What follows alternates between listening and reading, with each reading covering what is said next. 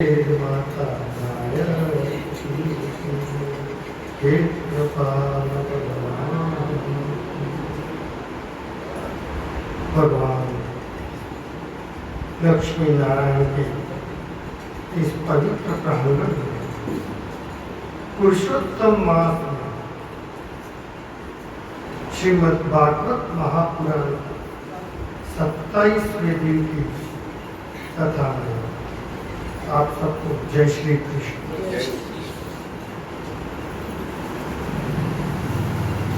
कल चर्चा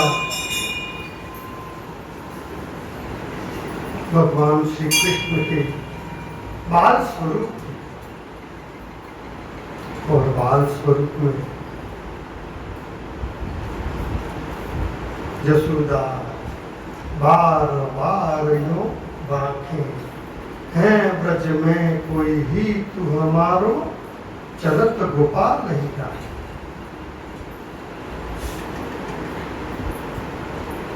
कल के प्रसंग में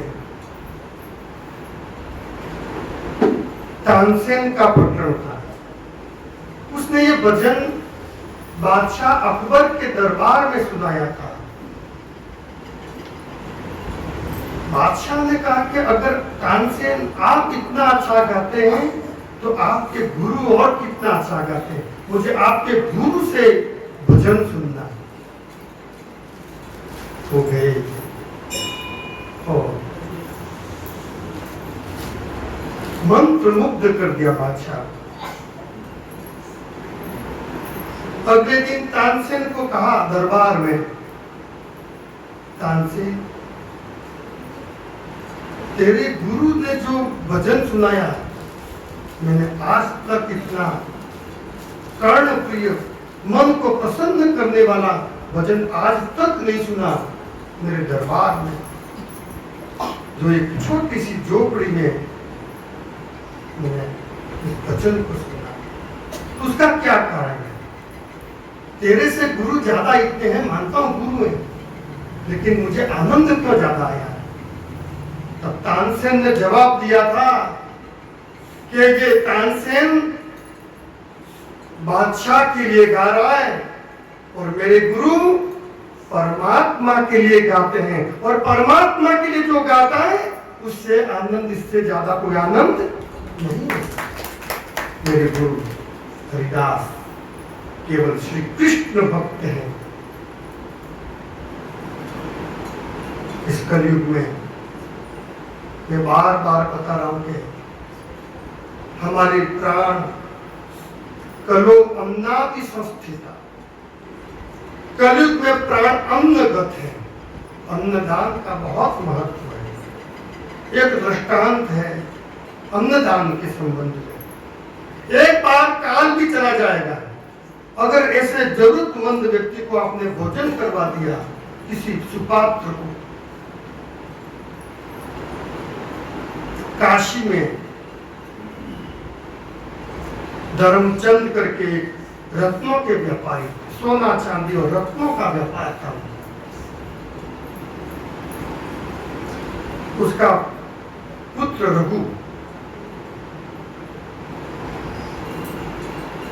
रघु काशी विश्वनाथ, सानंद मानंद बने वसंतम, आनंद कंदम हत पाप वृंदम, वाराणसी नाथ अनाथनाथम श्री विश्वनाथम शरणम प्रपन्नम। पंचाक्षर का जप करता, ओम नमः शिवाय, ओम सतत। ज्यादा उम्र नहीं थी रघु की, 12 वर्ष का बालक था, लेकिन सतत काशी विश्वनाथ को ओम नमः शिवाय जप। एक बार एक आकृति निकली उस महादेव के शिवलिंग से, और आकृति ने रघु के सिर पर हाथ रख करके आशीर्वाद दिया। रघु अपने घर में आया, फिर मां को कहा कि मां, मैं तुझे एक बात बताता, अपने काशी में नंदू पहलवान कल मर जाएगा, ये भविष्यवाणी करती है।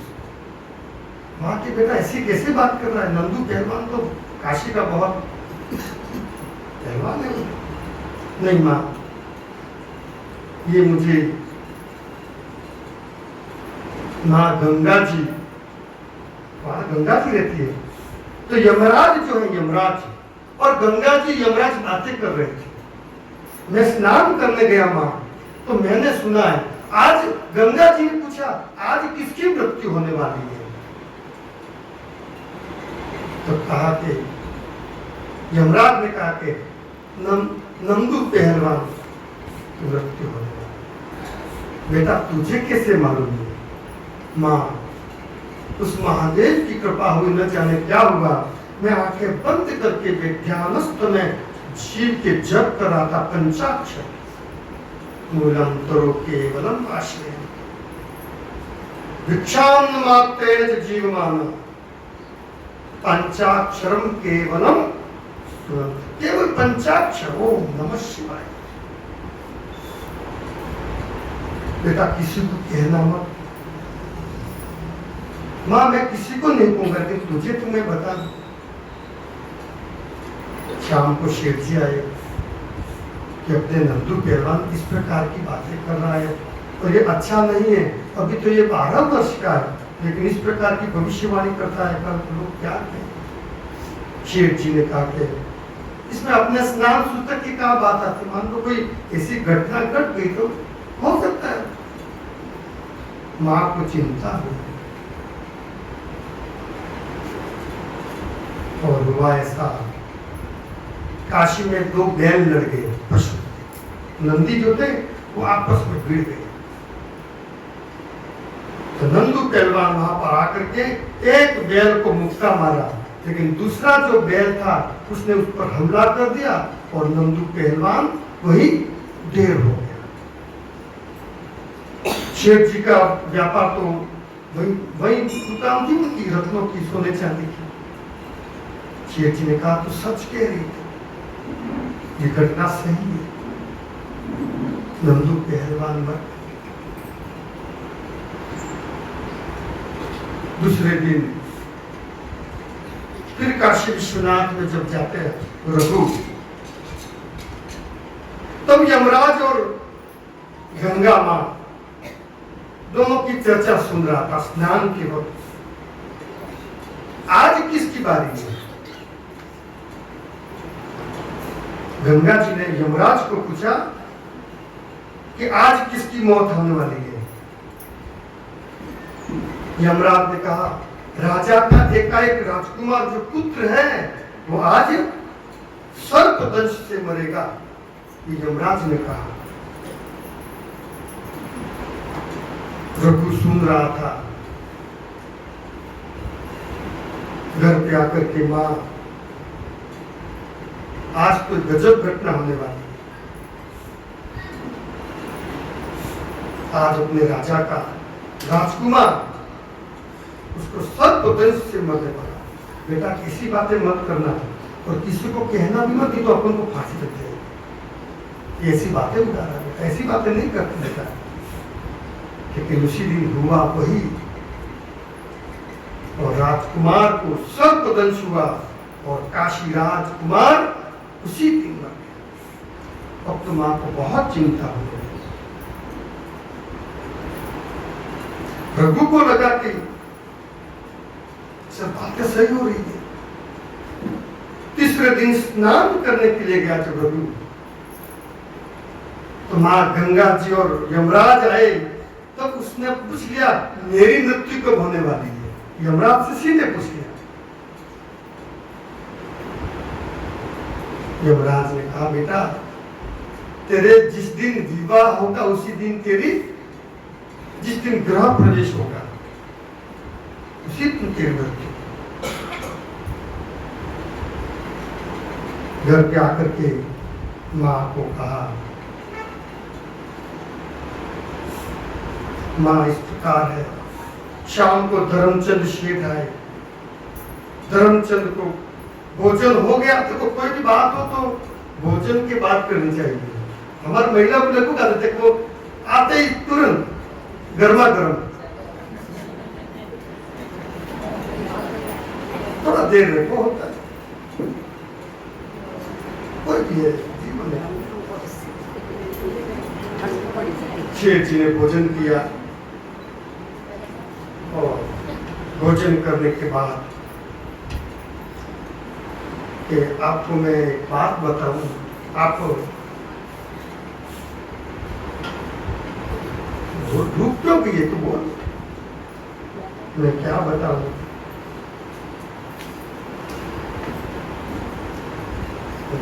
जय श्री राम, जय हनुमान। उन्होंने कहा कि आज एक ऐसी घटना हमारे पुत्र ने बताई है। प्रणाम भाई साहब, जिसको मैं स्वयं अपने पुत्र जो रघु है उसकी मृत्यु उसी दिन होगी जिस दिन उसका विवाह है। शेर ने कहा देख ऐसी बातें मत कर, रघु सतत भजन कर। समय बीता, लोग तो भूल जाते हैं, अपने काम में लग गए और इस बात को भूल गए। और एक दिन रघु का विवाह होता, शादी होती है।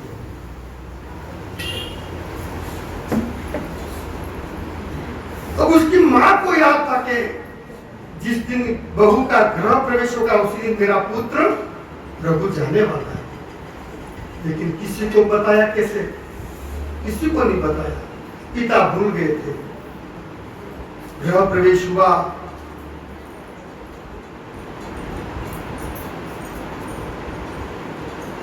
बहू को शयन कक्ष में बहू बैठी हुई थी। रघु चिंतित था, न जाने आज क्या होने वाला है। रघु सतत महादेव के जप करके और वो शयन कक्ष में उसकी पत्नी इंतजार कर रही थी। विवाह की पहली रात्रि,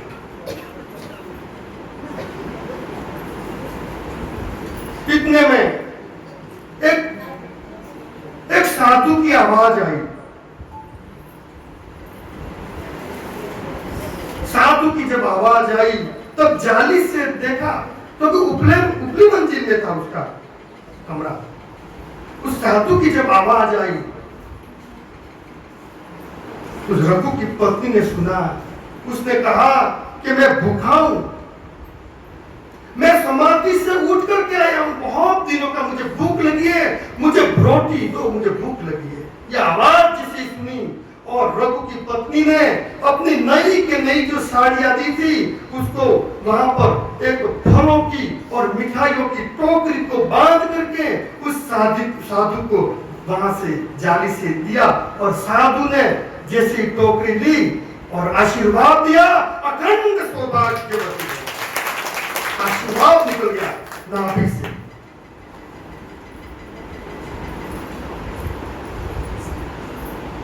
उसको तो मालूम नहीं था बेचारे। और जैसे ही साधु को अन्न दिया, भोजन दिया, वहां पर पवन देव को आदेश हुआ, वायुदेव को, आप अभी, और जैसे जैसे वो उतार रही थी ना, और जो सर्प जो वो चढ़ रहा था और आ रहा था, और जैसे उसने कमरे में प्रवेश किया और वायु देव को ऐसा आशीर्वाद हुआ कि जोर से झोंका आया और सांप था, उसका फन सिर अलग हो गया, धड़ से हो गया और वहीं पर सांप मर गया।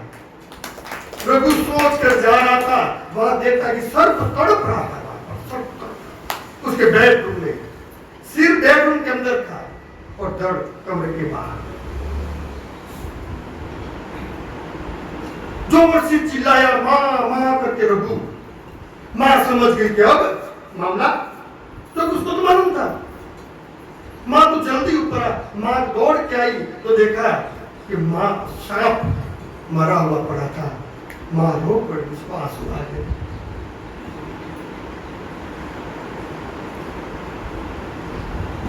कलो अन्नादि स्वस्थ्य का। कलयुग में अन्न दान का बहुत महत्व है और पुरुषोत्तम मास में विशेषकर।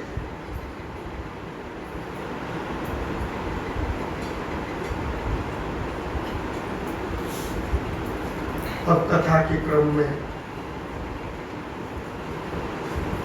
आगे सभी असुरों का संहार करते करते भगवान बाल कृष्ण है। अभी तो बाल कृष्ण है, अभी उनकी उम्र क्या थी? पूरे 11 वर्ष के नहीं हुए थे। और सभी ग्वाल बाल गाये लेकर के यमुना के तट पर खेल रहे थे और वह प्रलंबासुर वहां पर आ जाता है। प्रलंबासुर ग्वाल का रूप लेता है, ग्वाले का एक हट्टा कट्टा मजबूत,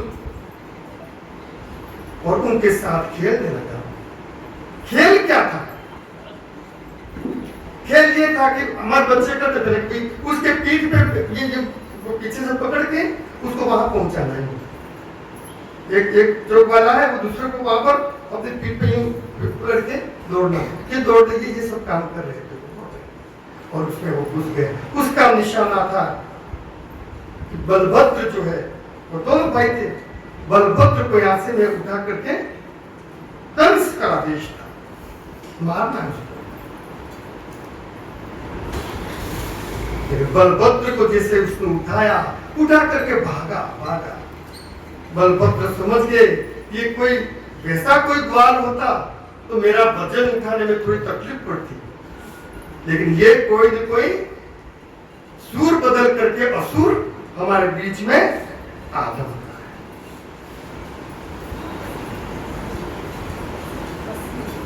थोड़ा तो दूर जाने दिया और बलभद्र जी उन्होंने अपने वजन को इतना बढ़ा दिया क्योंकि वो तो शेष के अवतार थे, शेषनाग। अरे जो पूरी पृथ्वी को धारण अपने फन पर कर रहा है उसको कौन उठा सकता है? और इतना भारी हो गए कि प्रलंबासुर वहीं पर वजन को सहन नहीं कर सका और वहीं गिर पड़ा और उसके प्राण वहीं पर निकल गए। प्रलंबासुर जो था उसकी मृत्यु के समाचार जब कंस को मिले, कंस बहुत दुखी हो गया। उसको विश्वास था उस प्रलंबासुर पे, ये प्रलंबासुर मेरा काम करके आएगा।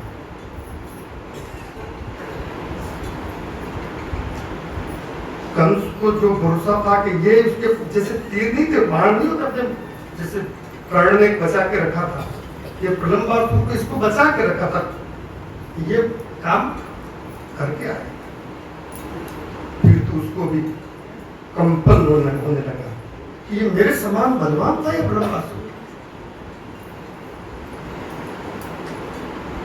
उसने फिर और एक घटना, सभी ग्वाल बाल खेल रहे थे, दूसरे दिन फिर उसका काम क्या है? जो असुर होते क्या करते हैं? एक तीर फेंकते हैं, नहीं हुआ तो दूसरा तीसरा षड्यंत्र करते रहते हैं जब उनका काम ही वही है। और उनको वो नहीं है कि अभी ये धार्मिक कार्य है कि ये वो नहीं देखना, उनको ये नहीं देखते। क्या कर रहे थे ग्वाल बाल? क्या करते? गऊ चरा रहे थे, कोई राजनीति नहीं थी, कुछ था क्या? कुछ नहीं था। लेकिन उसने और एक घटना, जितने भी ग्वाल बाल थे वहां पर खेल रहे थे और एक बैल के रूप में एक असुर वहां पर आता है।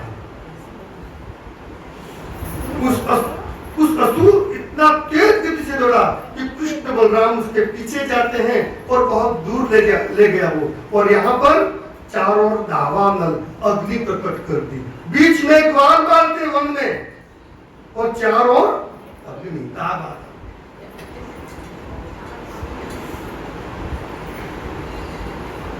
लेकिन भगवान कृष्ण ने उस पूरे दावानल को पी लिया और उन ग्वाल बालों की दावानल पूरा पिया उन्होंने। देखो 5 तत्व क्षिति जल पावक गगन समीर, ये पांच तत्व हैं। ये किसके अधीन थे? परमात्मा के अधीन, भगवान कृष्ण। उनके आदेश के बिना ये पत्ता भी नहीं हिलता।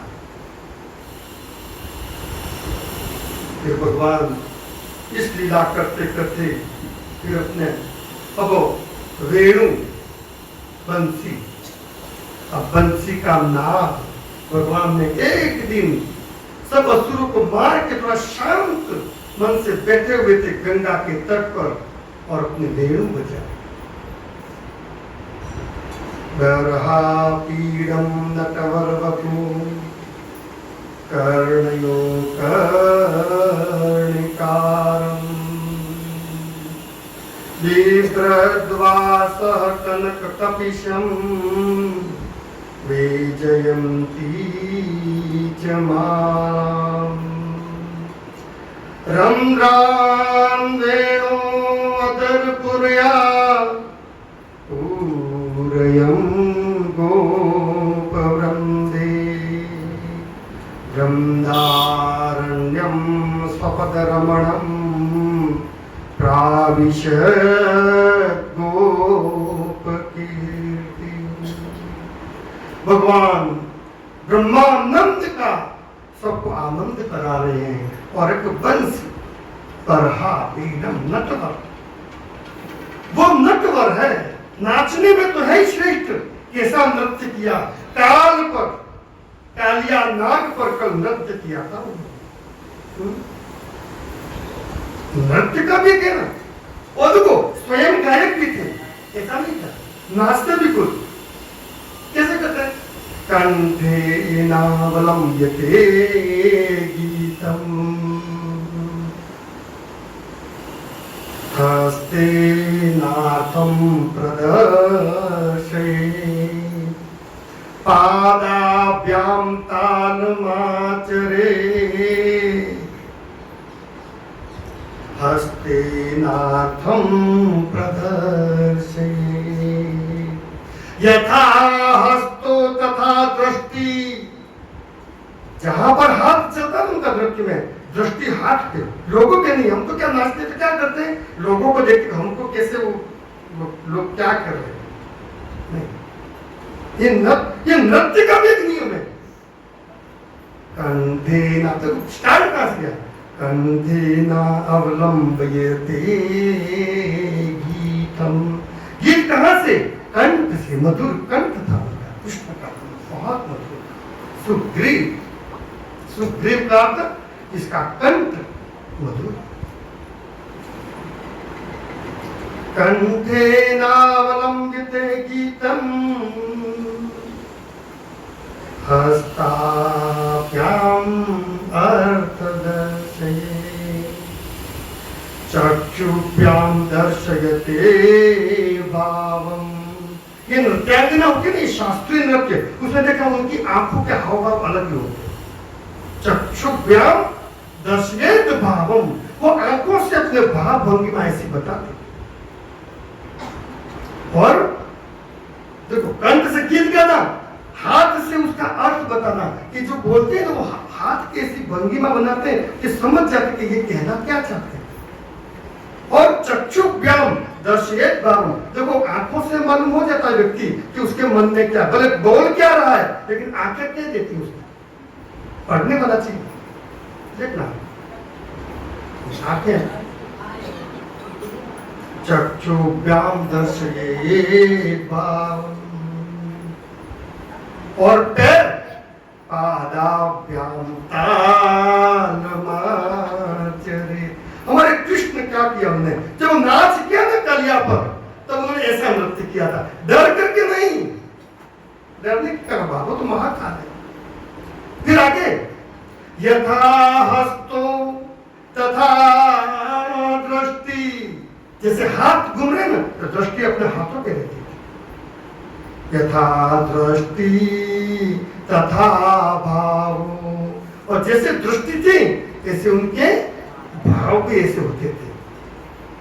और यथा भावो तथा रसः, और रस कहां वहां मिलता है जहां पर भाव हो। अगर भाव ही नहीं हो, हम कथा में बैठेंगे, रस नहीं आएगा। इसलिए कहा है कि हमारा मन जो है, जिसे नृत्य करते वक्त भगवान कृष्ण ने जो नृत्य किया, इस प्रकार के भाव होने चाहिए। भगवान ने क्या किया? वो नटवर है, नाचने वालों में श्रेष्ठ है। और महादेव नटराज है। देखो दो हैं, एक नटराज है, एक नटवर। अब देखो, अब सोच रहा कभी कि नटराज बड़ा है कि नटवर बड़ा है? ये बहुत सोचने का विषय है। अभी हमारी कथा नेटवर्क चला जाता मेरा कभी कभी।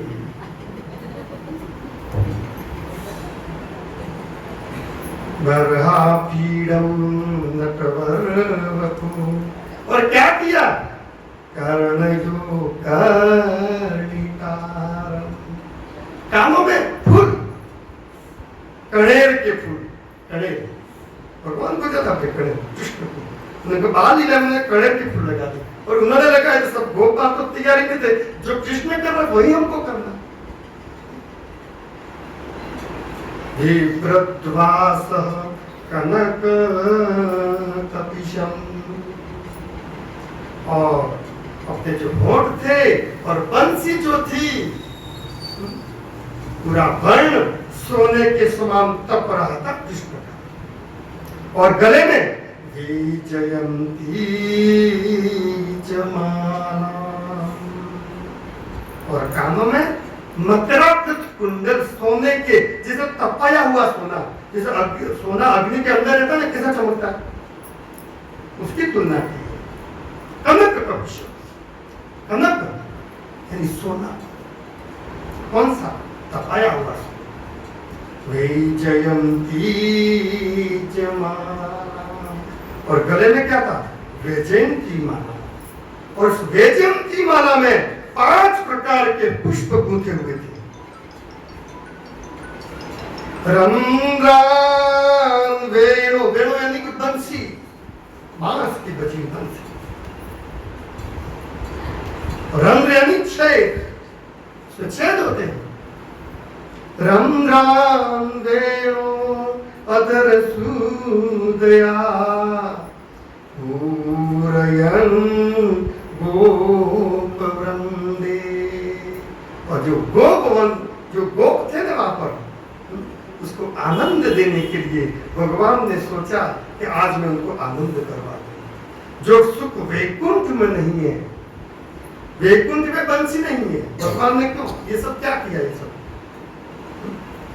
ये सब सुख वैकुंठ में नहीं है।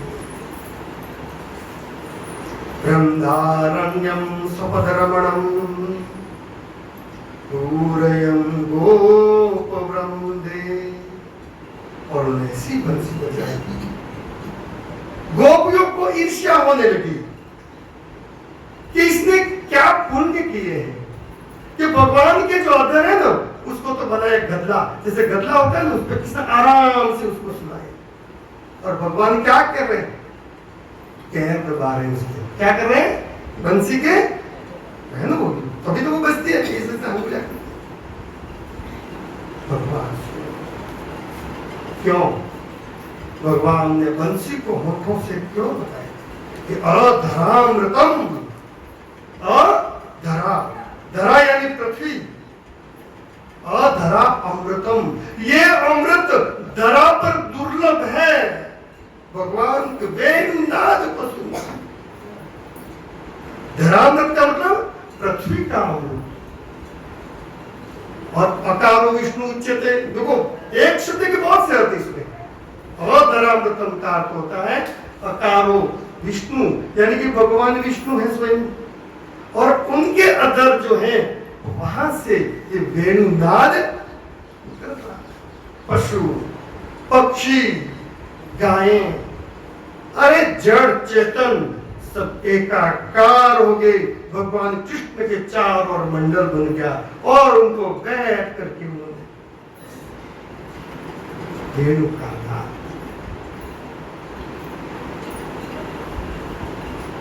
बंसी को भगवान कहते हैं गोपियों को कि तुम्हारे में अभी अंदर कुछ पड़ा हुआ है, बंसी जो है वो अंदर से पूरी पोली होती है, ये बिल्कुल अंदर से खाली है बंसी। भगवान कहते हैं जो अंदर से बिल्कुल खाली है, जिसमें छल नहीं है, कपट नहीं है, राग नहीं है, द्वेष नहीं है, उसको मैं अपने अधर से लगाता हूं। भगवान कहते हैं मैं अधरामृत देता हूं। और अधरामृत ये हमारे होंठ जो अधर हैं, वहां से जो शब्द निकलते हैं उपदेश के रूप में। और परमात्मा ने क्या किया, भगवान क्यों आए थे धरा पर? उपदेश करने के लिए, अपना अधरामृत देने के लिए उन्होंने जन्म लिया था। एक कारण नहीं था भगवान के आने का, एक थोड़ा होता है। हम भी कहीं जाते तो एक कारण नहीं होता है, तो वो तो परमात्मा था। होता है क्या, हम 4-5 काम दूसरे लेकर के जाते हैं, सागपड़ा जाए तो पूरी स्लिप आ जाती है जेब में, हाँ, और वो उसमें से एक भी चीज कम आई तो कहने का मतलब है भगवान इस धरा पर जो आए। मैं अपने लोगों से अपनी बात कर रहा हूं, कथा तो हो ही नहीं रही है, सिर्फ बातचीत हो रही है हमारे के लिए, केवल वार्तालाप। अभी आधी भागवत नहीं हुई है, भागवत हो ही नहीं रही है, क्या करो, आगे बढ़ नहीं पा रहा हूं, आप लोग रोक लेते हैं। चारों ओर मंडल बन गया। अब तो स्थिति ऐसी बन गई, वहां पर कोई गोपी बर्तन मांज रही है तो बर्तन को छोड़ दिया, ऐसे ही कोई चूल्हे पर दूध उबाल रही है तो चूल्हे पर दूध को छोड़ करके बाकी भगवान के अधरामृत का पान करने के लिए गोपियां दौड़ पड़े। भाई साहब तो रोटी खा रहे हैं, एक तो है तवे पर, एक है थाली में, और बाकी वहां से जो करना वो मैं तो चली। कोई दूध दूह रही है कृष्ण कन्हैया, और कन्हैया की जैसे बंसी की आवाज आई, भागी चली। और उनकी बात कहाँ है? बंसी का नाद भागवत में लिखा है, यह ब्रह्मलोक में चला गया। देवता लोग अपने विमान ले लेकर के पूरे नवमंडल को आच्छादित कर दिया देवताओं ने, और पुष्प वृष्टि की उस वृंदावन पर। ये वेणुनाद है, भागवत में ये आवश्यक है, ये वेणुनाद। पर हमारे पास अब सुविधा है नहीं, है सब करेंगे कोई भगवान करे, लेकिन क्या करो। बाकी अगर वो तो मजा आ जाता है, भागवत में तो वेणु तो आवश्यक है। वो प्रशिष्ट परमानंदे नष्ट तथास्त्य कर्मणि, गीता करके आचार्य जी ने कहा था कि लोगों को आनंद देगा और लोगों को अपने आचरण से दास बना देगा ये व्यक्ति, ये परब्रह्म है। कृष्ण प्रिय। और आगे सुखदेव जी अब नाचने लगे। देखो परीक्षित बैठा है और वेणुनाद को सुन करके वो स्वयं वहां पर एकाकार हो गए, तत्गत हो गए, चिन्मय हो गए, और फिर वो नाचते हुए श्लोक बोले, कृष्ण प्रिय सकल कल्मष नाशनम च मुख्य कहे तुमिया भक्त विलासकारी संतः कथानकमिदं पिबतादरेण लोकेन तस्य परिशीलन सेवया। शुभदेव नाचने लगे। एक बहुत बड़ी घटना घट गई है धरा पर। अधरामृत दिया परमात्मा, और वेणु नाद है, वो नाद ब्रह्म दिया परमात्मा ने। शब्द ब्रह्म बाकी है, ये नाद ब्रह्म है। जिसे हम मृदंग बजाते हैं, ढोलक, उसकी जो आवाज वो नाद है। और वेणु क्या है? ये भी नाद है, नाद ब्रह्म है। भगवान ने कहा कि शब्द ब्रह्म तो अब मैं दूंगा, मैं दिया। फिर आगे अपनी लीलाएं बताई भगवान ने। भगवान ने जब सबको तृप्त कर दिया, इसके बाद वहां पर भगवान गए घर पर।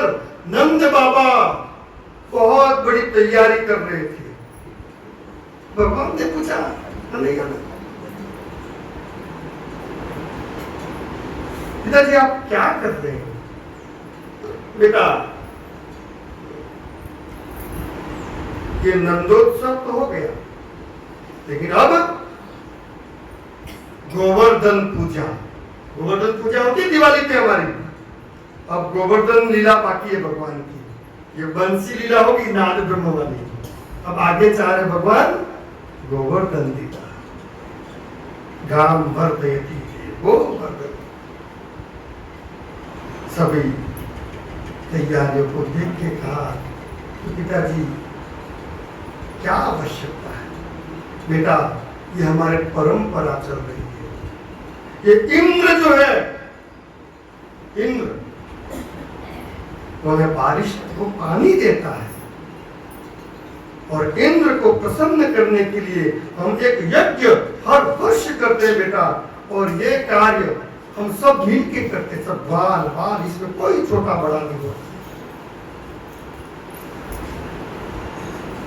और भगवान इंद्र देवता जब बरसात करते हैं, हम गौओं को चारा मिलता है, यमुना में जल आ जाता है, और ये हमारी यमुना मैया उछालती रहती पूरा साल। भगवान ने कहा पिताजी इस बार इंद्र की पूजा नहीं होगी, परंपरा बदलनी पड़ेगी। अब एक ही परंपरा पर चलेगा। भगवान ने तो कहा ना परिवर्तन ही संसार का करना पड़ता है। परिवर्तन आता है जीवन में, सब प्रकार से आता है। तो किसकी पूजा करें? हमारा ये जो गोवर्धन खड़ा है, गोवर्धन, हमारी गाय तो वहीं तो चलती है पूरी। और पिताजी एक बात सुन लो, ये इंद्र जो है ना, ये गोवर्धन नहीं हो तो यहाँ पर भी बारिश इतनी नहीं होगी जितनी हो रही है। ये बादल जो होते हैं, जहाँ पर्वत होता है वहां पर बादल रुक जाते हैं, और वहां पर की पूजा करनी है। आप सब गोवर्धन की तैयारी की। वहां पर तो सब जितने भी थे वो भगवान कृष्ण का समर्थन करने वाले बहुत थे। हाँ ठीक है, और तैयारियां गोवर्धन की थी। उन्होंने कहा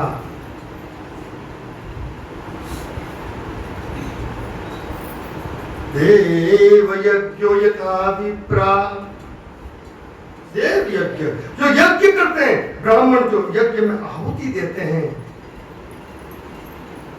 वो देवताओं को प्रसन्न करते हैं। और किसान किसकी पूजा करेगा?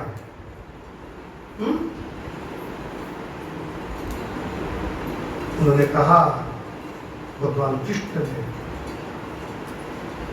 सीता यज्ञाचक सीता, और जो कृषक हैं वो सीता यज्ञ करते हैं। कौन सा यज्ञ करते हैं? सीता। सीता कौन सी होती है? जो हल जो होता है ना, उसके नीचे जो कुदाल होती है लोहे की, उसको कहते हैं सीता। इसलिए तो उन्होंने हल चलाया था जनक ने, और वहां से कौन निकला? सीता। तो सीता नाम क्यों पड़ा उनका? क्योंकि जो हल की जो लोहे का जो टुकड़ा था वो छू गया और वहां से निकली। तो उन्होंने कहा कि सबसे पहले किसका स्पर्श हुआ? हल का, सीता का। इसलिए उनका नाम क्या हुआ? इसके नाम सीता है। हर नाम के पीछे उसके महात्मा बताए, हर नाम के पीछे। तो सीता यज्ञाचक और कहा कि हमारे लिए, जैसे किसान के लिए वो यज्ञ है, जैसे हमारे लिए कौन सा यज्ञ है? ब्रजवासियों के लिए गोवर्धन यज्ञ करना है। क्या करना है? गोवर्धन यज्ञ करना है। यज्ञो अस्माभि, हमारे द्वारा इस यज्ञ को परिपूर्ण करना है। सब प्रकार की भोग सामग्रियां ला करके उस गोवर्धन की पूजा करने के लिए रथ उमड़ पड़ा वृंदावन का पूरे बार सब, और सब उनको देते गए और गोवर्धन बड़े भाव से लेते गए, लेते और कौन दे रहा था? गोवर्धन के रूप में भगवान कृष्ण ने प्रवेश किया। और पूरा आहार किसने लिया कि अभी तो मुझे और भी बहुत काम बाकी है मेरे। इंद्र ने ऊपर से देखा, मेरा अपमान कर रहे हैं। इंद्र ने अपनी सभी संवर्त में सबसे खतरनाक होते हैं, उसको बुला के कहा, जाओ बरस फोड़ो। तो इस पूरे ब्रज को तहस नहस कर डालो, उसमें जल से पूरा डुबा दो। और वहां घनघोर बादल आ गई और जय सिया राम। और वृष्टि, इतनी भयंकर घनघोर बारिश हुई वहां पर। सभी लोग त्राही त्राही करने लगे और कृष्ण कन्हैया को कहने लगे, तुम्हारे कारण हम सब संकट में आ गए, सब बाल बाल सब। भगवान ने कहा, चिंता मत करो। और भगवान कृष्ण ने उस गोवर्धन को अपने हाथ में नहीं, ये जो अंगुली है ना, ये सुदर्शन चक्र धारण करते हैं इस पे। देखा कि ये तो सुदर्शन की जगह है, इसको तो मैं, इस पर ज्यादा ताकत चाहिए, इसमें ज्यादा ताकत होती है, इससे ज्यादा अंगुलियों में। भगवान ने उस गोवर्धन को एक संकल्प मात्र से जैसे उन्होंने स्पर्श किया और गोवर्धन एक फूल की तरह ऊपर आ गया, छाते की तरह। और भगवान ने उसको धारण किया। बोलिए गोवर्धन भगवान, ये गोवर्धन लीला है। सकृदेव प्रपन्नाय तवास्मीति च याचिते अभयं सर्वभूतेभ्यो ददाम्येतत् धृतं मया। भगवान ने कहा है, जब जब मेरे शरण में जब आते हैं, सकृदेव प्रपन्नाय, जब प्रपन्न होकर के, एकदम खाली होकर के, निराश्रित होकर के जब मेरे पास ये ग्वाल बाल आए हैं, तो सुकृत मन तुरंत, सकृत एव एक क्षण की देर में प्रपन्नाय, उनको प्रपन्न करने के लिए, संपन्न करने के लिए। प्रपन्न सकृत एव प्रपन्नाय तम, हम सब आपके हैं। तुम, हम सब किसके हैं? कृष्ण आपके हैं, आपकी शरण में। याचते, याचते यानी याचना की। सब ग्वाल वालों ने उनसे याचना की कि हम तो आपके हैं, हम आपकी शरण में आए हैं, आप हमें बचाइए। सकृत एव प्रपन्नाय तवास्मीति च याचते। और भगवान ने क्या कहा?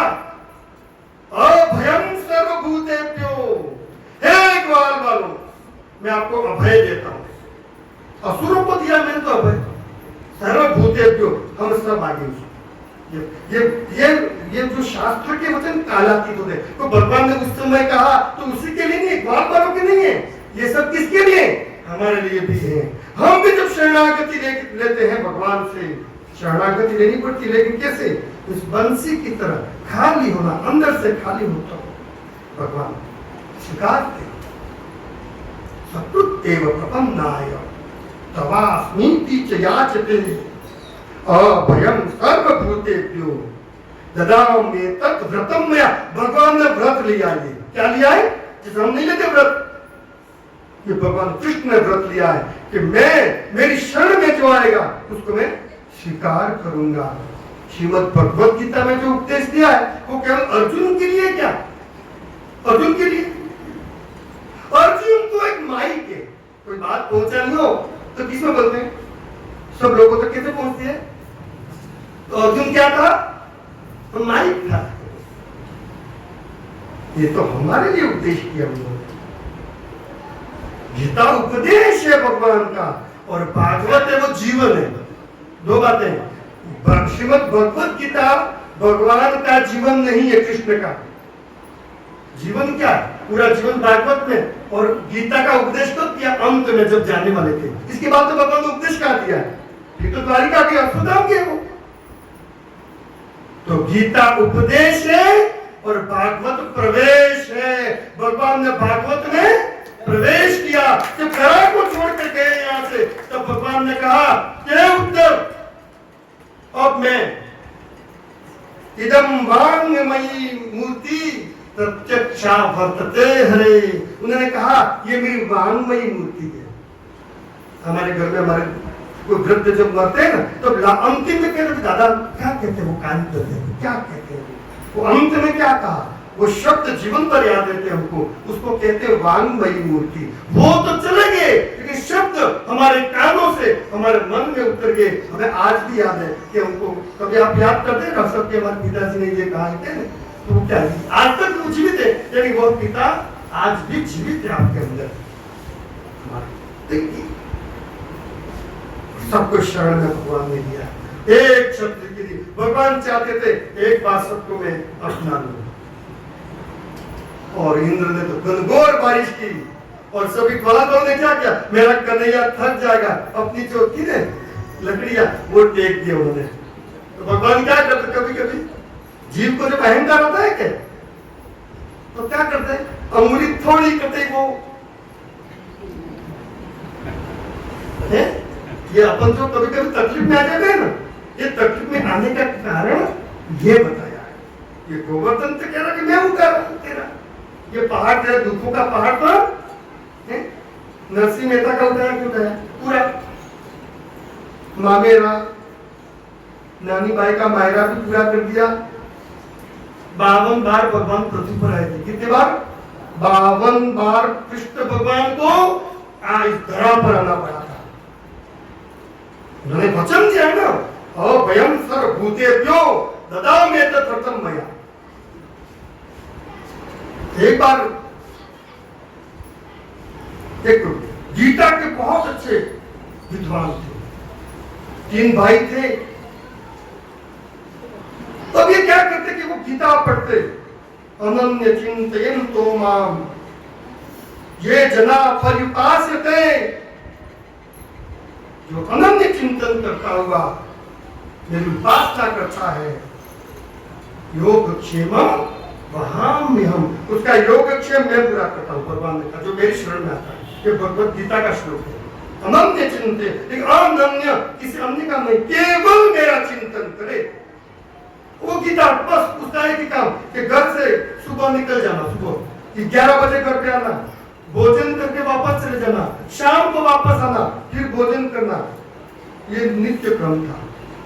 सबसे बड़े भाई थे तो दोनों भाई ने कहा कि मेहनत हम करते, बैठे बैठे खा रहे हो, अपन तीनों का वो कर दिया, बंटवारा कर दिया। बंटवारा किया तो उनको बड़ा भाई था तो स्वाभाविक पूरा अगर उसको मिला, दोनों भाई को ये मिला, संपत्ति बांट दी। और वो दोनों मेहनत करते हो तो इस भाई की धीरे धीरे स्थिति आ गई कि घर में खाने की प्रॉब्लम आ गई, लेकिन उन्होंने क्रम नहीं छोड़ा। अनन्य चिंतयन्तो माम, रोज गीता पाठ करना, ये जना पर्युपास्यते।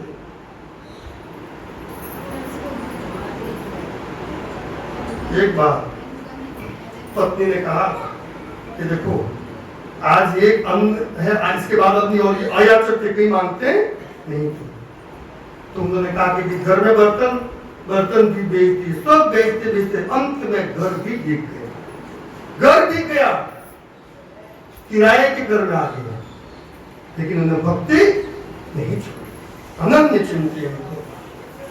एक बार वो गए तब पत्नी ने कहा कि देखो आज आप जा रहे हो, लेकिन अब तक घर सब दिख गया, बर्तन भी नहीं, कुछ नहीं है, कल के लिए खाना नहीं है, आज आप आओगे लेकिन अभी खाना नहीं मिलेगा आपको, तो वो निकल गया आप तक, लेकिन आते वक्त आज नहीं है, और अयाचक व्रत है। वो गीता का पाठ करते करते जब ये श्लोक आया गीता का, अनन्य न अन्य चिंतयन्तो माम ये जना पर्युपास्यते योगक्षेमम, उनका योगक्षेम मैं पूरा करता हूं। तो उन्होंने कहा कि ये क्षेपक है, ये भगवान की शब्द नहीं है, इसलिए उसने हड़ताल लगा करके उस श्लोक को नहीं बोला और आगे के श्लोक बोल करके गीता पूरी की। भगवान ने सोचा कि ये क्या हो गया, योगक्षेमं वहाम्यहं ददामि एतद् व्रतं मया, मैंने तो व्रत दे दिया।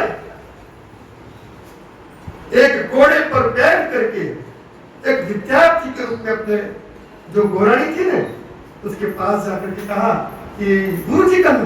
उनको तो मालूम था कहाँ है वो गीता कर रहे हैं। मेरे गुरु जी कहाँ थे? वो तो मंदिर में गए थे। तो मैं उनका शिष्य हूँ। भाई उन्होंने कहा कि उनका तो कोई शिष्य है ही नहीं कभी बात। नहीं, मैं उनका शिष्य हूँ। और वो वहां पर मिठाई का थाल, भोजन का पूरा भोजन का थाल लेकर के वहां पर गोरानी को दिया। उन्होंने कहा कि हम तो नहीं लेंगे क्योंकि हम तो कोई लेते ही नहीं किसी का। तो उन्होंने कहा कि नहीं, मैं शिष्य हूँ उनका। तो कहा कि आपका नाम तो बताओगे? वो नाम को मालूम, अभी मैं शिष्य नया नया बना, उनको नाम मालूम है पर एक ही शिष्य हूँ, उनको मालूम नहीं, फिर भी नाम बताओ।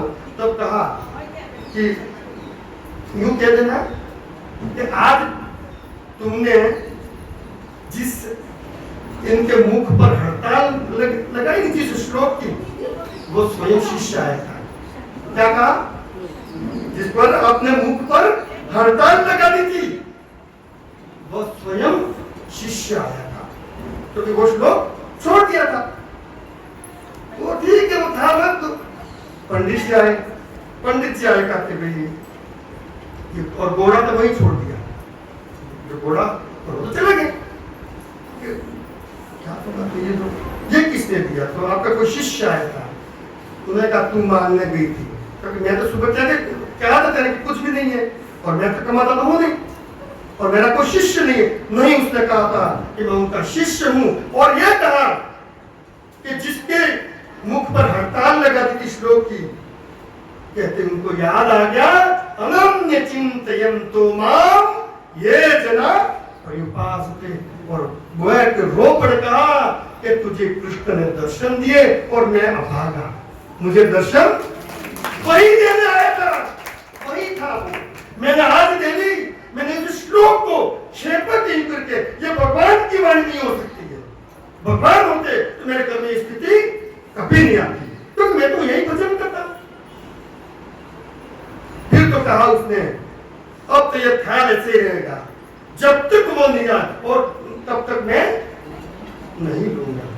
फिर उसकी पत्नी ने कहा कि बाहर घोड़ा भी वो बांध के गए, वो आएगा।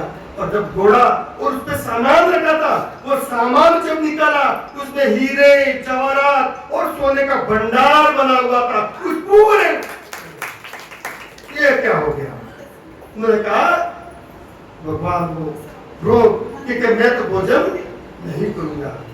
रात को 9 बज गई, 10 बज गए, रात को 10:30 बज गए, 11 बजे दरवाजा खटखटाया जाता है और खोल के देखा तो वो उसी विद्यार्थी के रूप में आए थे।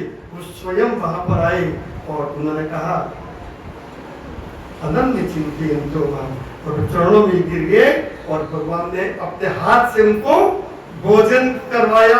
कहने का मतलब भगवान का व्रत वही है जो नरसिंह मेहता के लिए था, वही तुकाराम के लिए, वही मीरा का विष पिया। लेकिन कहने का मतलब भगवान ने कहा, लेकिन वो जीव मेरे पास शरणागति में आए तो अंदर छल कपट, जीवा से तो नाम लेगा तो डर करके अपन कहीं फंस जाता है क्या?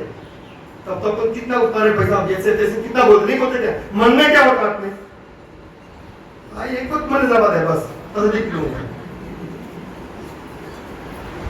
जब मनुष्य अंदर से यही तरीका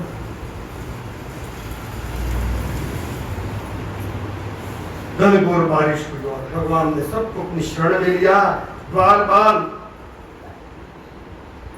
सबको सुखी किया। और कितने दिन तक? 7 दिन तक। गोवर्धन कितने दिन धारण किया? और हमारे जीवन के 7 ही दिन होते हैं, सोमवार से लेकर के दिन 2 सप्ताह के हमारा वही गोवर्धन वही उठा रहा है। लेकिन हम क्या समझते हैं? ये हम उठा रहे हैं। जब ऐसा सोचते तो श्रम लगता है हमको। रात को सो जाते तब श्वास कौन लेता है? हम लेते हैं। याद रहता है श्वास? सोने की चैन गले में और कोई निकाले तो वो मालूम नहीं पड़ता। श्वास की क्या बात करते हो? पूरा घर उठ के कोई ले जाए तो कौन चला रहा है? हार्ट का ऑपरेशन हो रहा है, ये कौन? हार्ट तो बाहर निकाल के रख दिया, वहां पर कौन श्वास ले रहा है? डॉक्टर साहब हमारे डॉक्टर साहब भी हैं, सब डॉक्टर साहब या सब वही है, ये मेरा इलाज करना है इन लोग मुझे। वहां तो फिर इंद्र थक गया आकर के, और पानी तो पूरा चला गया, गोवर्धन धारण कहता कहां पानी, वहां पर कोई पानी की नामो निशान नहीं। भगवान ने सब आकर के इंद्र आए और कामधेनु गाय भी आई, देवताओं के सूर्य नंदनी है वो, देवता यज्ञ ऊपर स्वर्ग में रहती है, सूर्य धेनु कहते हैं कामधेनु को। वो कामधेनु आई, अपने संयमनीपुरी जो है मातली उनका साथी इंद्र का, इंद्र स्वयं आए और आकर के आकाश गंगा का जल, हाथी ने, ऐरावत हाथी ने स्वर्ग में आकाश गंगा का जल जो था वो सूंड में भर करके भगवान कृष्ण का अभिषेक किया, भगवान कृष्ण का अभिषेक। और गाय चलाई ना तो कामधेनु सोच रही है अब मेरी बारी है, मेरी गायों को चलाते हैं भगवान, तो क्या अभी लीला पूरी होने वाली है गायों वाली, अब मथुरा लीला है गोवर्धन के बाद, खबर करने जाना है वहां पर। आए किसके लिए?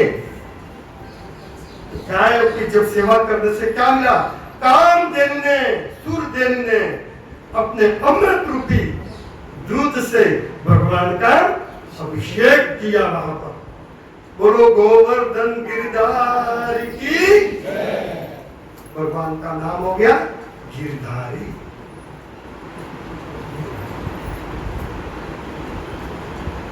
इसके बाद सब देवताओं ने स्तुति की, भगवान की स्तुति की, वंदना करके इंद्र चले गए।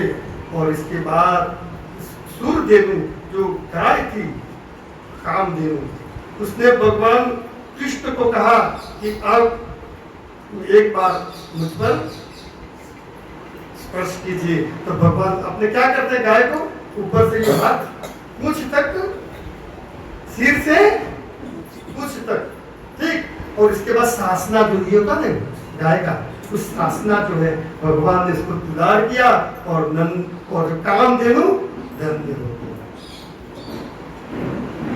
भगवान ने ये सब दिलाए, सब इस प्रकार के भगवान कृष्ण और उदार मन, सबसे ऊर्ध्वम ददाति किति उदार हो, जो हमें सामर्थ्य से ज्यादा दे दे। जो ग्वाल वालों का सामर्थ्य नहीं था क्या? अब इसके बाद में भगवान ने उन सबको, देवता अपने अपने निवास पे चले गए, कामधेनु गाय वो भी चली गई, और भगवान ने सबको हृदय से अपने जो मात नंद बाबा और उन सब तो चरणों में गिर गए, क्योंकि ये तो हो गया कि ये तो भगवान है, हम तो बालक समझ रहे थे। लेकिन तो भगवान कृष्ण का वो भजन, कृष्ण का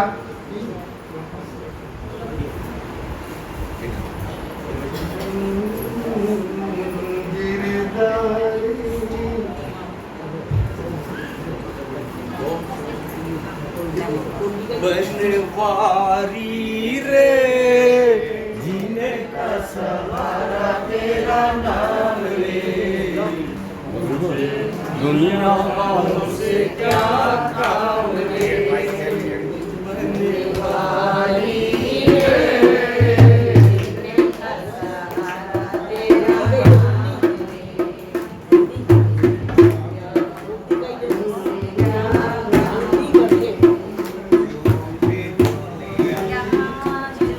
हरे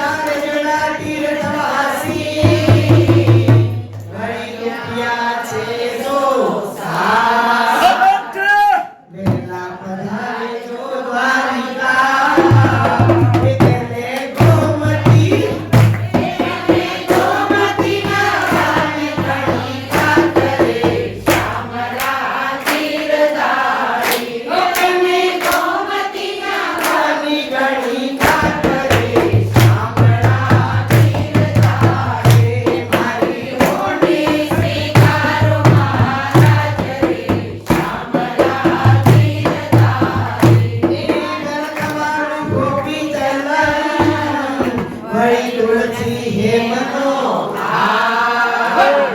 સાચું નાનું મારે સાંભળો એ મારી દોલતમાં એ મારી દોલતમાં જાવને મગાજરે શામળા ગીરધારી. ઓ મારી દોલતમાં જાવને મગાજરે શામળા ગીરધારી. મારી હોની સ્વીકારો મહારાજ રે શામળા ગીરધારી. એ રહેવાને નથી જોડો મળી જવા નથી બેટા બેટી વડા પિયા એમને તો વડાવી એને તો વરાવી કર તેની નાદ રે શામળા ગીરધારી. એને તો વરાવી કર તેની નાદ રે શામળા ગીરધારી. મારી હોની સ્વીકારો મહારાજ રે શામળા ગીરધારી. એ તીર્થવાસી સૌ ચાલ્યા વળ્યા નગરની માર.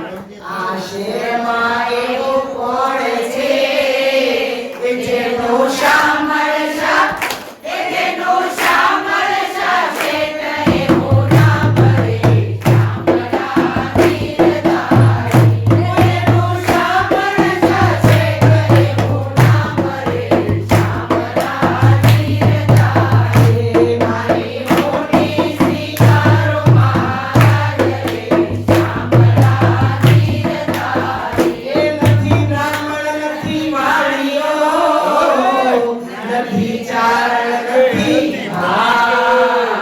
લોક કરે છે તે ઘડી એ નથી શામળશા એનો શામળશા શેઠ એવો નામ રે શામળા ગીરધારી. નથી શામળશા શેઠ એવો નામ રે શામળા ગીરધારી.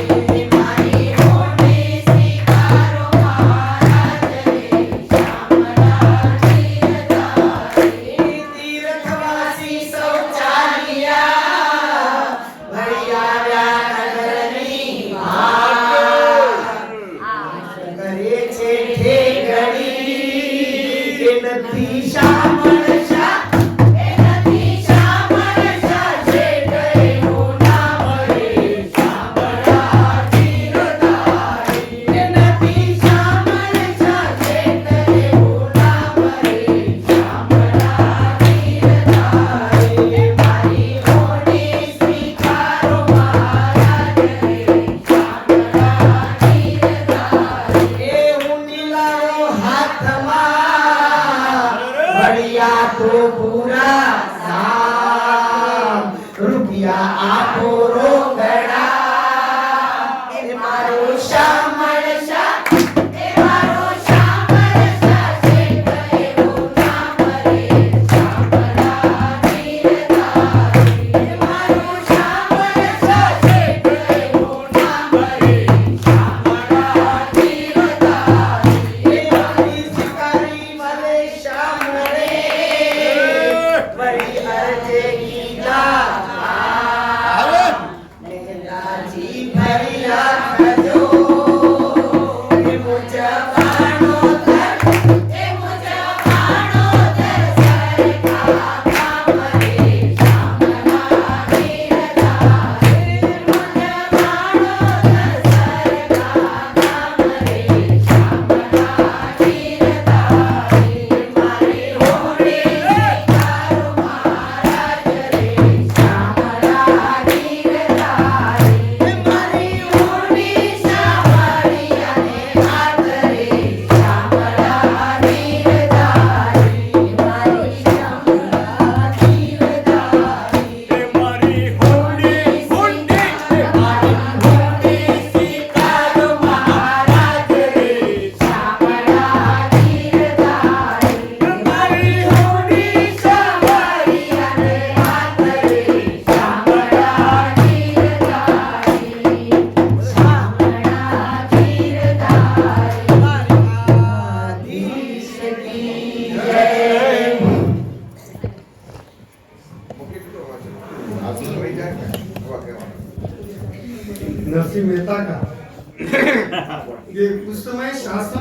का था, हुमायूं बादशाह था दिल्ली में, और वो 700 रुपए चांदी के जो थे सिक्के, उस पर उसका मोहर हुमायूं की थी उस पर।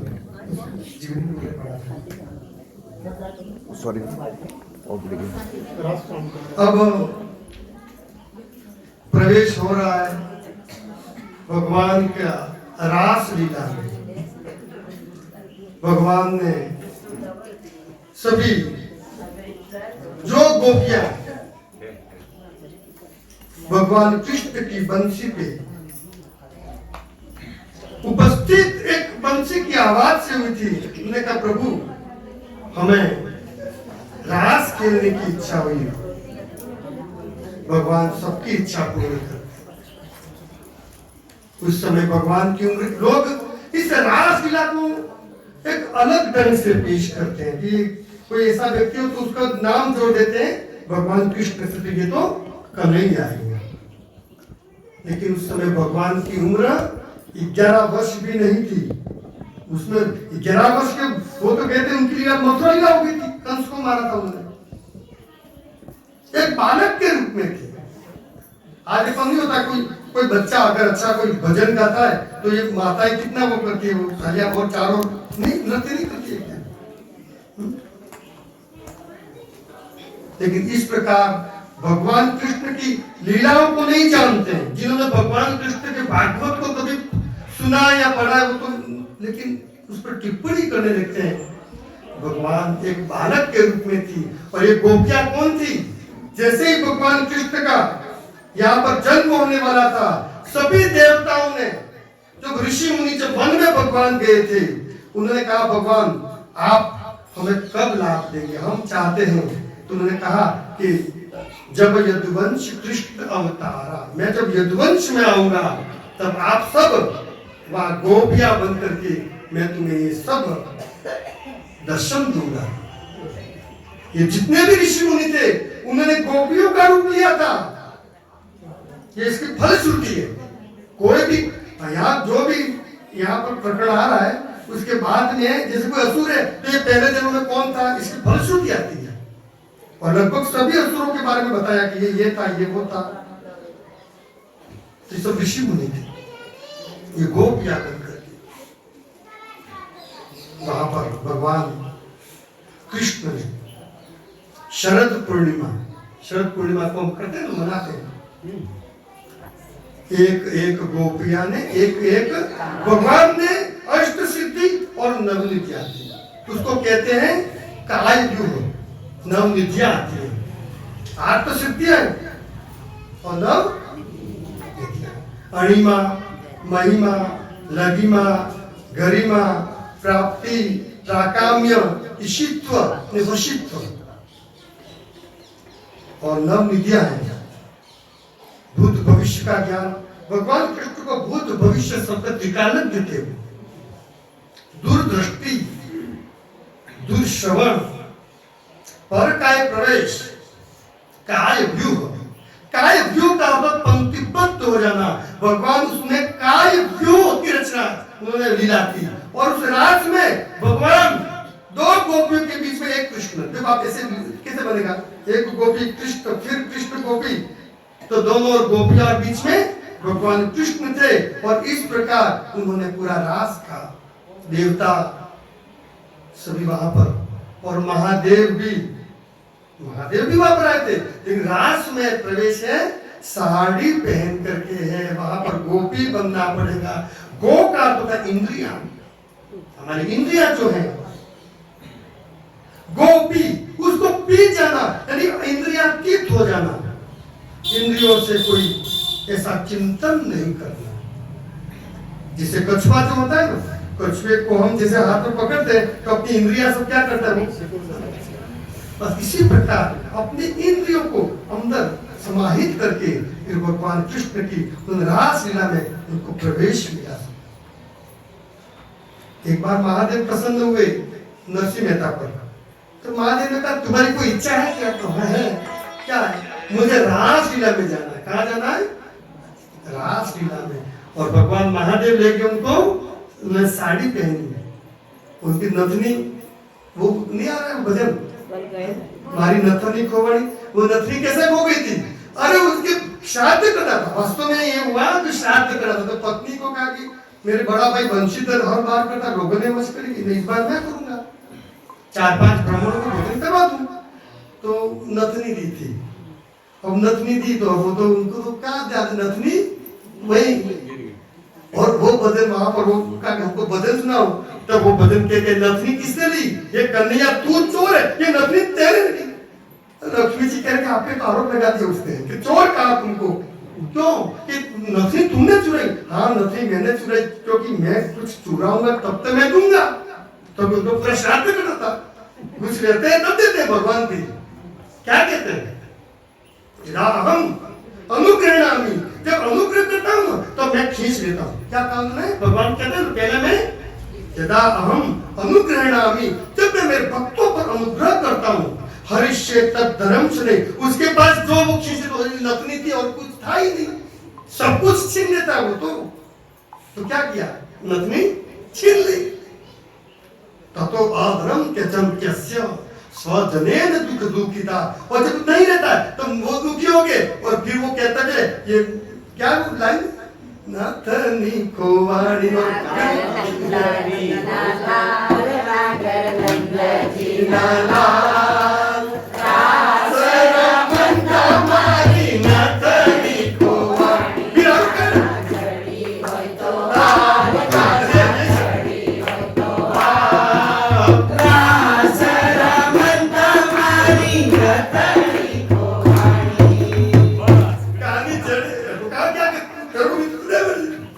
आरोपी रखने है तो क्या कर समय ये पूरा करना है। अभी तो आधा भी सफल नहीं हुआ। अच्छा भजन अच्छा है, जड़ी होता ने जड़ी हो तो आधा। अरे देवी बड़ी भगत की क्या करें, भगत के बचपन भगवान। हाँ, वो तो अहम भक्त पराधीन हूँ, ही अस्वतंत्र। भगवान ने क्या कहा? मैं भक्तों से पराधीन हूँ, अहम भक्त पराधीन हूँ, ही अस्वतंत्र। और विशेष करके जो ब्राह्मण है, ब्राह्मण का मतलब क्या है? जो ब्रह्म जाना थी वो ये तो भगत था बेचारा। नरसिंह मेहता कौन थे? वैष्णव था, नागर ब्राह्मण थे। तो वो तो खो गई, और भगवान ने कहा कि भाई इसके लिए मुझे जिंदगी भर सुनाएगा, ये जब भी भजन गाएगा ये मेरे को छोड़ने वाला, तो उसको जाके इसका श्राद्ध करवा दो, देव है कि खत्म हो जाए।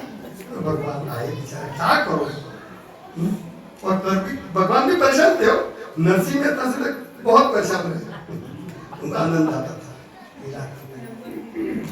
और भगवान ने फिर उस रासलीला में बंसी का नाद, वेणु नाद, और सब मंत्र मुक्त हो गए।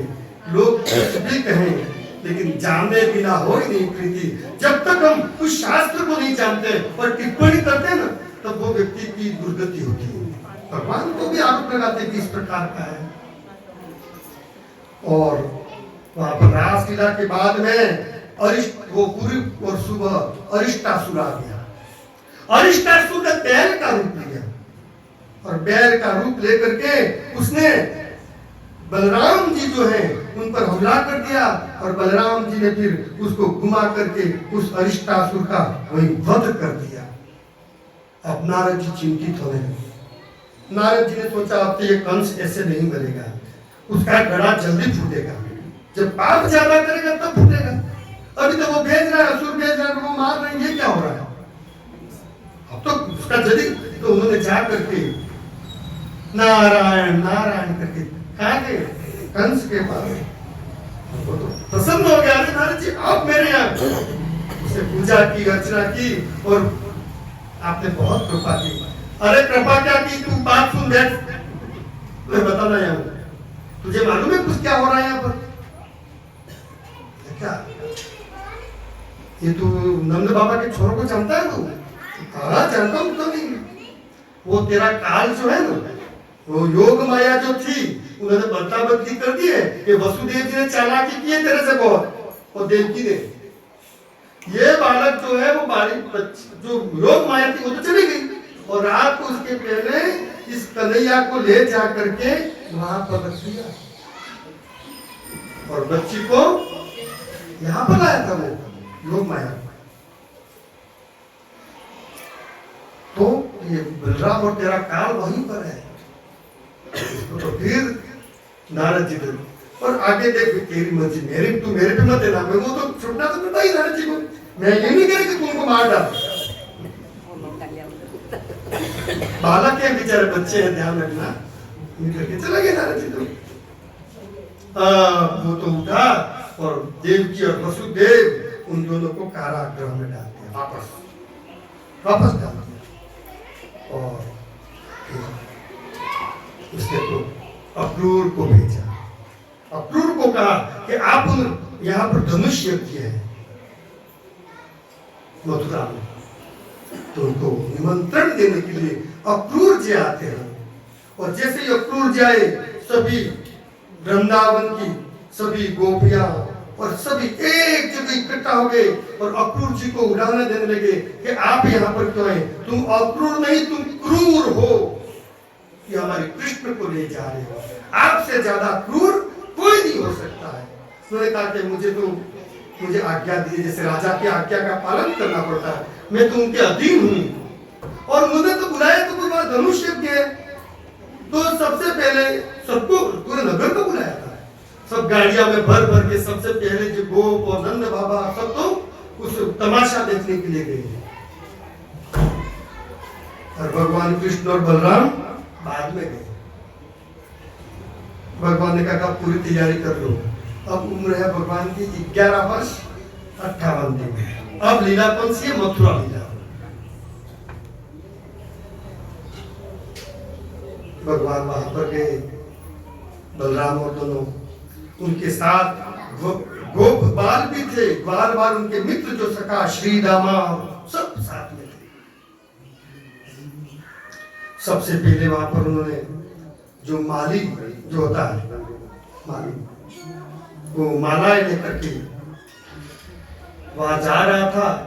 तो भगवान ने कहा ये मालाएं तो हमको पहना दे, क्योंकि विजय तो हमारी होने वाली है, उनको कहाँ देगा तू? और भगवान ने सबसे पहले माला धारण कर ली। और इसके बाद धोबी रक्षक, धोबी वो कपड़े लेकर के गट्टर के वहां पर राजा महाराजों के कपड़े थे, सब उसके कर्मचारी मंत्री सब के। भगवान ने कहा ठहर जा, ये बता इसमें क्या थे? ये तो हमारे महाराज के लिए, ये हमारे गोप वाले हैं, वो ऐसे पुराने कपड़े पहन के, और हम शहर में जाएंगे तो ऐसे थोड़ी जाएंगे, नए कपड़े चाहिए। उसको एक मुक्का मारा, वो तो भाग गया, और सब गवालों का सब कपड़े नए पहन के जाओ। और सब कपड़ों सब ने नए कपड़े धारण किए। ग्वाल वाला तो एक दूसरे को कभी किसी के तो हाई पाए बाहर आ गई, ना तो असुरों के तो बाल ज्यादा होते हैं वैसे भी, लेकिन ऐसे ऐसे करके सब आ गए। इतने में कुब्जा मिला, तो उसके सब अंग टेढ़े मेढ़े कुरूप थी। ये कुब्जा कौन थी? पूर्व जन्म में मंथरा थी। भगवान को याद आया कि इसका उद्धार करना पड़ेगा, क्योंकि उसने भी मुझे बहुत मदद की है। असल में उनको जाना, वन में भगवान को जाना था, भगवान निमित्त बनाता है। कोई भी कर्म होता है उसमें भगवान निमित्त हम सबको बनाता है। और जब निमित्त शब्द का प्रयोग करेंगे हम, तो अहंकार नहीं आता। और भगवान ने उल्लापन विद्या, देखो एक हमारे भागवत में विद्या का नाम है उल्लापन विद्या। उस उल्लापन विद्या का ऐसा प्रयोग किया कि भगवान ने युग करते ही कुब्जा सीधी हो गई, जिसके अंग टेढ़े मेढ़े थे वो सीधी हो गई और सुंदरी बन गई। इसको इतना सुंदर बना दिया। कुब्जा ने प्रणाम किया और कुब्जा वहां से अपने घर को चले गए। भगवान वहां मुष्टिक और चाणूर जो उनके खास पहलवान थे, वहां बहुत बड़ा धनुष रखा हुआ था, और चारों जैसे स्टेडियम होता है बहुत बड़ा, और वहां पर पब्लिक बैठी हुई थी। और बलराम गए, कृष्ण गए, और द्वार पर उसने बहुत चालाकी से, सावधानी से उस महावत को कहा था। कुवलया पीड़ नाम का हाथी था, बहुत क्रूर हाथी था, उसके दांत बहुत तीखे पहने और बनाए हुए। और द्वार पर का जैसे ही कृष्ण और बलराम आए, उनको वहीं पर ढेर कर देगा। और भगवान तो दूर से समझ गए, क्योंकि वो तो लीला पुरुषोत्तम है। और जैसे ही भगवान गए उस कुवलया पीड़ हाथी ने हमला करने गया तो भगवान ने वहां से छलांग लगा करके, वो छोटी थी क्योंकि गाय का घी और मक्खन खाया था भगवान ने बहुत। हमारे तो घर में सब अपन ने तो गाय का दूध और घी बहुत पिया है, अपन ने ये पीछे बच्चे उनको नहीं मिला, अपने बच्चे जब घर में इनकम नहीं थी तब घी दूध मिलता था, शुद्ध मिलता था। अब पैसे आ गए कि तो अब ला रहे अपन, जो भी मिल रहा है मिल रहा है। दो गाय अपने घर में रहती थी, घी दूध बहुत पिया गाय का। तो बात स्फूर्ति से एक मुक्का उस कुवलया फिर हाथी को मारा और उसके दांत टूट गए और हाथी वहीं पर ढेर हो गया। और वहां पर ग्वाल वालों ने जय जयकार कर दी। वहां पर लोग भी आश्चर्य कर गए कि छोटे छोटे बालक लेकिन उनके कारनामे बड़े। वहां धनुष जो रखा था, बहुत बड़ा धनुष था, लगभग उस धनुष को कितने योद्धा मिलकर के उसको तोप कर रखा था और उसकी प्रत्यंचा चढ़ानी थी। उनको बुलाया कि आप इसकी प्रत्यंचा चढ़ाओगे। और भगवान ने कृष्ण ने जैसे ही वहां पर गए और प्रत्यंचा चढ़ाने के लिए गए और धनुष टूट गया, वहीं पर धनुष टूटते ही वहां जय जयकार होने लगी भगवान कृष्ण की। बहुत लोग उन्होंने तालियां बजाकर स्वागत किया, धन्य है धन्य हो। उन्होंने सोचा था कि, और जैसे ही धनुष उनको यूं था कि धनुष के लिए ऊपर चढ़ेंगे और चाणूर और मुष्टिक दोनों पहलवान थे, तैयार किए थे पहले से, और वहां पर उसको ढेर कर देंगे और धनुष टूटते ही वो दोनों भगवान कृष्ण पर चपट पड़े। भगवान कृष्ण ने फूंकी बताते हुए उन दोनों को वहीं पर ढेर कर दिया। और कंस को सूचना गई कि धनुष भी गया, चाणूर और मुष्टिक वो भी स्वधाम चले गए, क्योंकि भगवान के हाथ से स्वधाम ही जाते। फिर तो भगवान कृष्ण ने कहा कि अब हमें खास काम बाकी है। उनकी नजर कहां पर थी? कंस पर थी। अब ये पूरा करना, तब उत्तरार्ध आएगा। दशम स्कंद का ये पूर्वार्ध भाग है, कल उत्तरार्ध होगा। उसमें सुदामा और कृष्ण की मित्रता, उनके अष्ट पटरानियां, उनके भगवान के विवाह, 16,108 रानियां कहां से आई, ये सब वृत्तांत इसमें होगा। आज के वृत्तांत में कृष्ण का कृष्ण लीला में उस कंस को भगवान उसके महल में वहां पर गए। ग्वाल बाल और पूरे नगर के लोग उनके पीछे के, ये कोई आए तो वो भी लोग भी परेशान थे।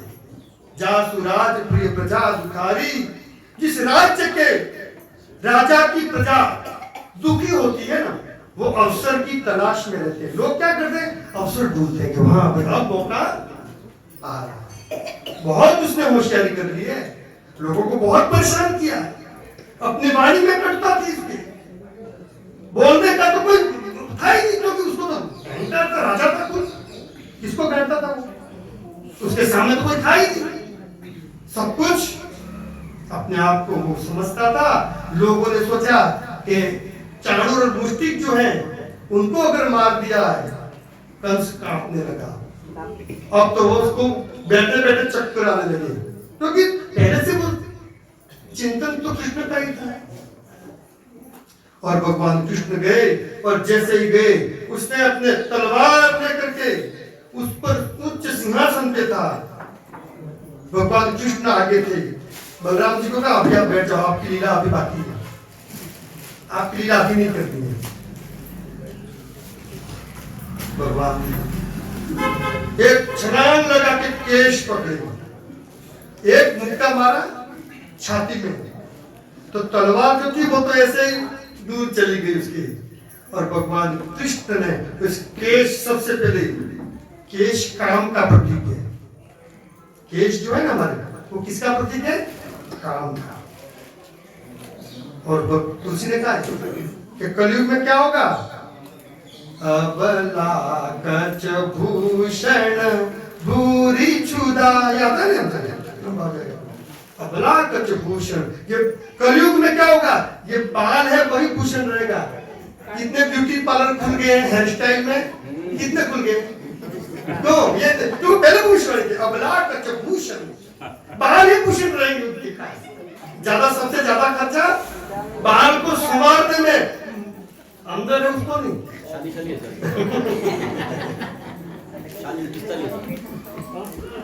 या ब्यूटी पार्लर का खर्चा डॉक्टर साहब कितना है शादी में शादी भी इतना में तो नारियल पानी तो पिया ना 6 महीने पैसे दी तो आमच का रोग ठीक है तो मैं नारियल पानी घरवाले विचार के हमारे ब्यूटी पार्लर में जाओ क्यों पड़े काजू बादाम ने सब लाभी ने खड़ा हुआ ने 100 महीने होती तो एक पैसा अरे भाई साहब बताओ नहीं પેલો સોપડાઈ ગઈ ને સોપડે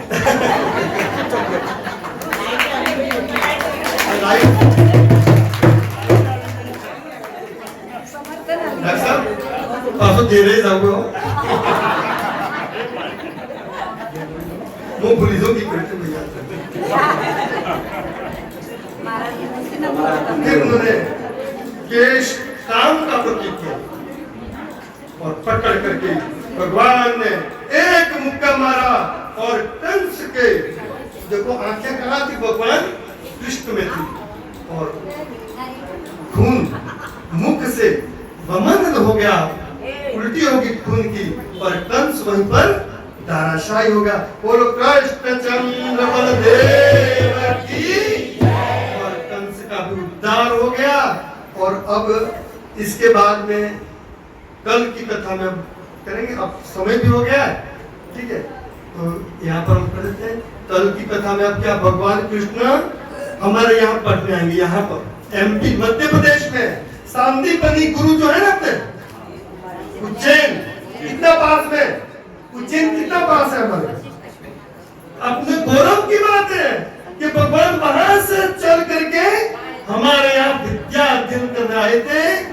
कृष्ण चंद्र बलदेव अच्युतम केशवम रामम नारायणम कृष्ण दामोदरम वासुदेवम हरे श्रीराम माधवम गोपिका वल्लभम श्री जानकी नायकम श्री रामचंद्रम भजे कृष्ण चंद्र बलदेव की जय।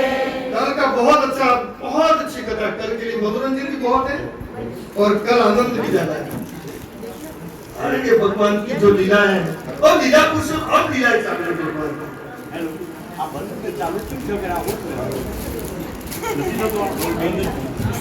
हेलो थोड़ी वॉल्यूम करते हेलो हेलो